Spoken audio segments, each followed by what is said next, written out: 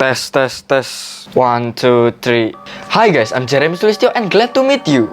Di video kali ini aku akan menceritakan cerita psikopat yang menjadikan korbannya sebagai perkakas.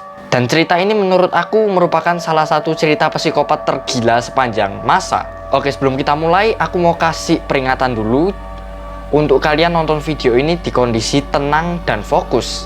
Serta aku menyarankan untuk kalian yang lagi makan untuk close video ini dulu, lanjutin makannya, baru buka lagi video ini. Dan oke, kita langsung aja masuk ke videonya. Sebelum kita lanjut ke pembahasan kita, kalau misalnya kalian suka dengan konten-konten kayak gini, jangan lupa untuk kasih like, comment, share, dan subscribe-nya. Dan buat kalian yang tertarik dengan cerita-cerita kayak gini, kalian bisa buka di tab playlist di channel aku, dan kalian buka playlist #StoryWithJeremy. Karena di playlist itu menampilkan full cerita-cerita yang serupa dengan cerita ini. So, jangan lupa dicek ya. Thank you. Jadi tokoh utama di cerita ini bernama Edward Theodore Gain, atau biasa sering dipanggil sebagai Ed Gain. Ed lahir di keluarga yang bisa dibilang cukup unik karena ayahnya adalah seorang pecandu alkohol yang bernama George Gain. Dan ibunya yang bernama Augusta Gain cenderung dominan di keluarga mereka dan sangat overprotective terhadap anak-anaknya.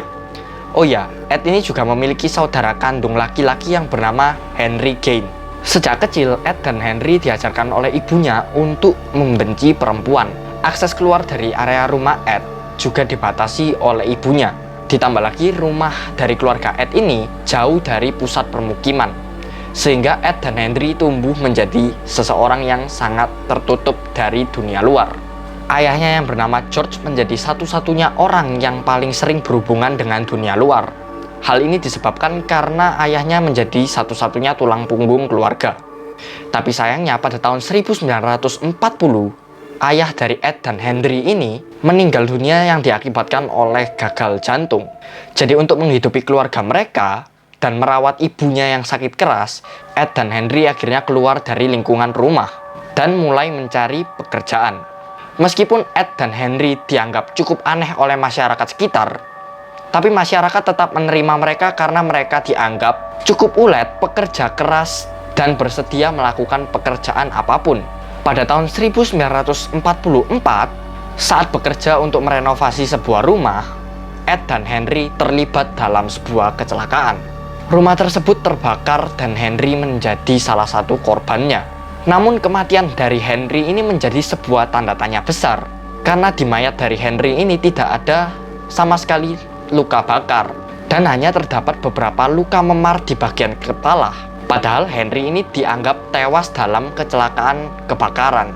Kecurigaan pun sempat dituduhkan kepada Ed. Namun karena Ed ini terus berperilaku baik, terus dia berperilaku tidak mencurigakan, serta terus bekerja dengan keras dan tekun, lama-lama tuduhan atas kematian Henry ini pudar. Jadi nggak pernah ada yang menuntut Ed atas kematian Henry. Hidup Ed benar-benar berubah ketika ibunya meninggal di tahun 1945. Karena kematian ibunya, Ed ini merasa kehilangan sosok idola, panutan, dan teman yang mengakibatkan Ed ini merasa sangat terpukul dan kesepian. Karena Ed merasa sudah tidak memiliki tanggungan lagi, Ed yang sedang berduka ini memutuskan untuk menjalankan usaha pertanian dan semakin menutup diri dari masyarakat. Setelah kematian ibunya, Ed mulai belajar tentang anatomi tubuh perempuan dan sejarah kekejaman Nazi, khususnya tentang eksperimen medis di kamp konsentrasi. Dan sampai di titik ini, penduduk masih menganggap semuanya berjalan secara normal, tidak ada sama sekali kecurigaan terhadap Ed. Hal ini disebabkan karena Ed sama sekali tidak menunjukkan tanda-tanda yang mencurigakan bahwa dia adalah seorang psikopat. Jadi akhirnya masyarakat santai-santai saja dan menganggap Ed ini adalah seorang introvert. Hingga pada 16 November 1957, seorang perempuan yang memiliki toko perkakas yang bernama Bernice Warden menghilang. Anak dari Bernice yang bernama Frank, yang merupakan wakil sheriff, langsung turun tangan untuk mengusut kasus ini. Dan dia pun melakukan penyelidikan. Penyelidikan ini berujung pada tersangka yang bernama Ed Gain, yang diketahui beberapa kali mengunjungi toko milik Warden, tapi gak pernah membeli apapun. Dan akhirnya polisi memutuskan untuk menggeledah rumah Ed. Setelah ia sampai di rumah Ed, ia mencoba untuk mengetuk pintu selama beberapa waktu, namun sama sekali tidak ada tanggapan. Akhirnya Frank memaksa untuk masuk melalui gudang kayu, dan yang ia temukan sungguh di luar dugaan. Begitu Frank masuk ke gudang kayu, ia menemukan tubuh wanita tanpa kepala yang digantung terbalik, dan di bagian dada hingga dekat alat kelamin dari perempuan tersebut terdapat sobekan untuk mengeluarkan organ dalam dari perempuan tersebut yang diduga merupakan Bernice Worden. Setelah diinvestigasi lebih lanjut, ternyata tubuh perempuan itu adalah tubuh milik Bernice Worden atau yang merupakan ibu dari Frank. Dan rasa terkejut dari Frank ini belum selesai, karena saat dia memasuki gudang tersebut lebih dalam, dia menemukan banyak sekali barang yang susah ditangkap oleh nalar manusia. Jadi di ruangan itu terdapat organ-organ kayak kulit dan yang lainnya yang dijadikan seperti perabotan. Ada juga sofa yang menggunakan kulit manusia. Dan bukan hanya dijadikan perkakas rumah tangga, Frank juga melihat bahwa Ed menjadikan tengkorak kepala manusia sebagai mangkuk untuk makan. Dan saat Frank masuk ke dalam rumah dari Ed ini, Frank menemukan bahwa kulkas di rumah Ed penuh dengan organ-organ dalam manusia. Serta dia juga melihat meja yang dihias dengan tulang manusia. Dan dia juga memergoki ada sebuah lampu yang kapnya terbuat dari kulit manusia. Dan Frank pun lanjut untuk masuk ke kamar Ed. Di sana dia melihat tempat tidur yang dihiasi oleh tengkorak manusia, satu kepala utuh yang dipasang sebagai hiasan dinding, dan di samping-sampingnya terdapat 9 kulit wajah dari perempuan yang digantung di sisi-sisi tersebut.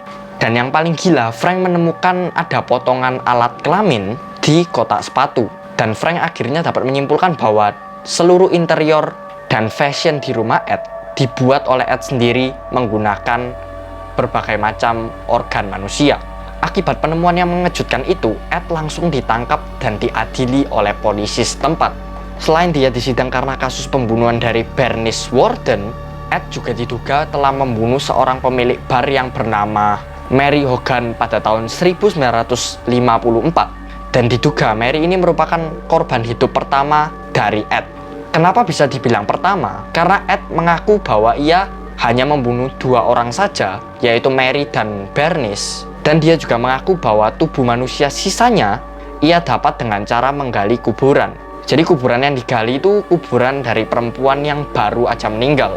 Selain tubuh dari Bernice dan Mary, diperkirakan ada 15 tubuh mayat yang telah dikumpulkan Ed dan diubah Ed menjadi suatu benda. Saking banyaknya, Ed tidak dapat mengingat berapa jumlah mayat yang telah ia kumpulkan. Di depan pengadilan, Ed mengaku dia melakukan hal tersebut karena dia ingin hidup sebagai perempuan utuh seperti sang idolanya, yaitu ibunya. Karena hal itu, Ed sering menggunakan topeng perempuan serta mengenakan baju perempuan. Serta ia juga sering berpura-pura untuk menjadi ibunya. Karena saking parahnya, Ed ini dianggap tidak kompeten untuk melanjutkan persidangan dan langsung dijebloskan ke rumah sakit jiwa Institut Kesehatan Mental Mendota selama 10 tahun. Selama di rumah sakit jiwa ini, Ed dikenal sebagai orang yang baik, tidak menyusahkan, sopan, lembut, dan bijaksana. Setelah dianggap cukup kompeten untuk melanjutkan persidangan, Ed langsung disidang dan langsung dinyatakan bersalah. Namun ia tidak dijatuhi hukuman kurungan. Namun ia dinyatakan sebagai tahanan gila dan dikurung di Institut Kesehatan Mental Mendota hingga tutup usia pada 26 Juli 1984 karena penyakit kanker paru-paru dan gagal jantung. Karena kisah ini dikenal sebagai kisah yang luar biasa gilanya, banyak penulis film yang terinspirasi dengan cerita ini. Gimana guys menurut kalian tentang cerita dari Ed ini? Silahkan tulis di komen di bawah ya. So thank you for watching, don't forget to give a like, share, comment, and subscribe if you enjoyed this video. And see you guys to the next video. Goodbye.